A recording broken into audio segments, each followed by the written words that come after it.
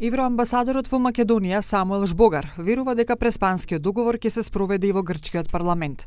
Тој во интервју за Радио Слободна Европа изјави дека гледа голема посветеност од страна на грчкиот премиер Алексис Ципрас за спроведување на преспанскиот договор.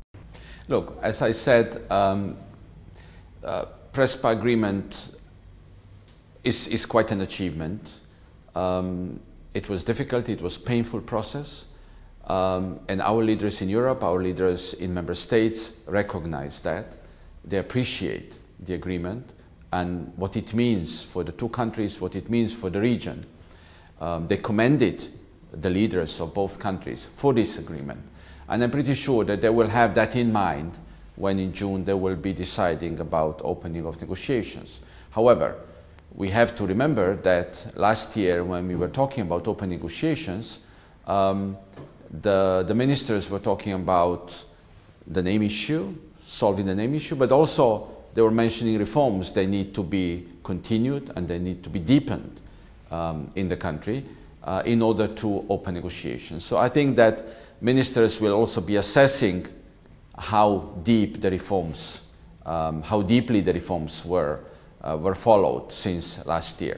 Жбогар зборуваше и за потребата за одржување на парламентарните избори заедно со претседателските. Тој рече дека има одредени реформи кои што треба да се имплементираат, затоа според него треба добро да се пресмета дали овие два процеса можат да се реализираат паралелно.